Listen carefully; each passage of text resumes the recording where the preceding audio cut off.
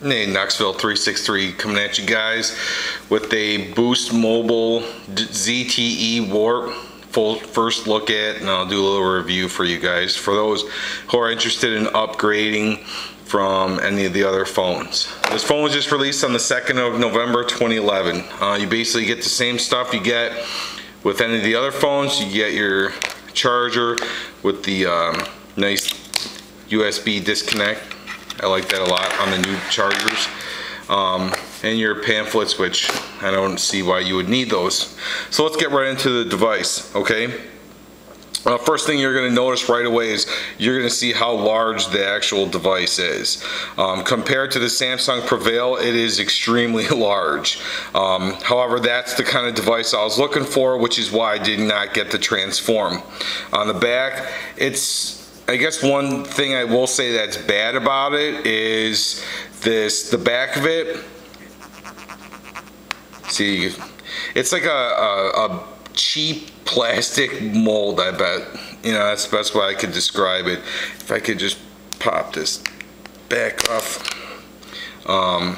Here's where your micro SD card goes. Once again, another 2 GB comes with the phone.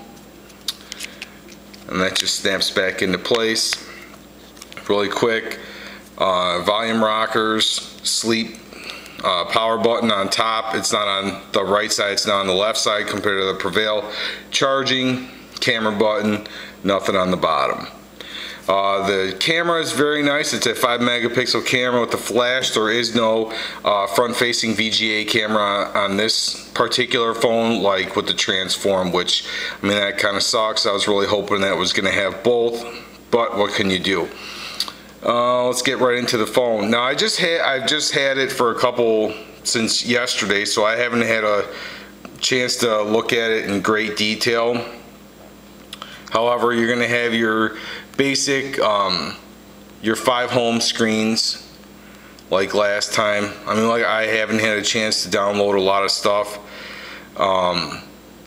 It's really, right off the bat, when I started using the phone, I could tell you guys right now, since it is an upgraded, it does have a faster processor, and it is on Android 2.3. You can tell a difference. It does run a lot smoother than the Samsung PREVAIL, which was running on 2.2. I am currently on Wi-Fi right now, so I mean, I would kind of be cheating if I were. I will make a 3G video probably tonight or something like that when I'm not at home, because like I said, it's a lot faster when I'm at work. Let's just look at something real quick. If you are coming off the Samsung PREVAIL, what they did was they took the option, I don't know what the exact name of these keys, but the home button is now to the far left. So I'm constantly hitting home when I'm just trying to hit the option button. I don't know what it's called. Anyways, what else can I say about the phone? Let's take a look at the camera really quick. Let me just, here's my kitchen. It's kind of hard to compare, and then once again you just slide it up.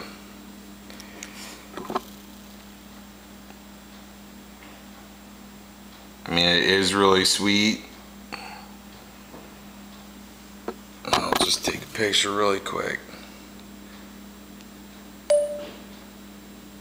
No, it's on recording. Alright, now let's take the picture.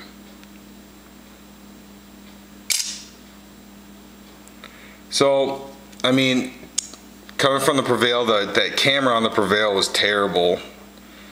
I mean, you can zoom in.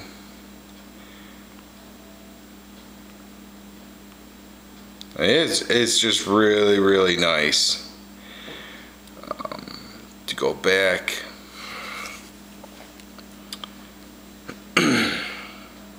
Let's see, what else can I go over?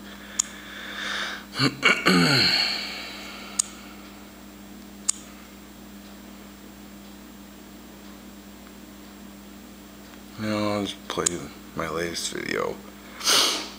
I mean, watching YouTube videos is so much nicer. Hey, what's going on, guys? On This is a big special video for Bulletproof Soul 74. He basically asked me about the whole Netflix program going on with the Android market. I told him I was unaware of. Yeah, I mean, basically it's the same thing, obviously, as the PREVAIL. However, it's a lot faster, and to me it runs a lot smoother. What else? I mean, that's pretty much it. I mean, if you guys want to know something specific, I mean, I can't give you a really good opinion right now because I've only had the phone for not even a full 24 hours yet. But from what I've messed around with it and, you know, played with it, I would recommend that you upgrade from the Samsung PREVAIL to this particular phone. It is rather large. It is rather large, like I said. So, I mean, if you do not like large phones, I mean, the good thing is that it's thin. Me personally, I upgraded to this phone because I wanted the larger screen. The insides of it are pretty much the same as the Transform. However, you don't get the front-facing VGA camera, and it doesn't have the slide keyboard, obviously. Other than that, I mean, I'm gonna play with it for a couple weeks for 200 bucks. I mean, I got the phone for $100, so because my buddy hooked me up who works at Boost Mobile. That's the main reason why I got it. But for $200, for depending upon what phone you're upgrading from, or if this is just going to be your first phone, for an entry-level prepaid phone, this phone is really good. I do not have any major complaints at this time. However, like I said, I've only had it for not even 24 hours. So as time progresses, I will be a better judge as to what are the things that they could tweak about it. I mean, because my Samsung PREVAIL was fantastic. I had nothing but good expectations from it, and it did impress me. However, some of the main issues that I did have with it towards the end was it started force closing a lot of programs. A lot of games like Angry Birds, when you're in the middle of playing it, it would start lagging, and it just did not run smooth, which obviously became quite the headache when you're trying to play a game or anything along those lines. If you have any specific questions in reference to the phone, leave a comment below, or you can send me a private message. I prefer private messages if you need something that's a little bit more specific, or if you want to leave a comment, it might help other people who are watching this video.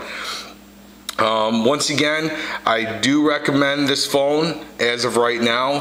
However, if there are any later problems or issues that I do have with it, I will make sure that I update this video so that you guys know better, so that you don't make the same purchase that I do. Thank you guys for subscribing and watching. Stay tuned for more.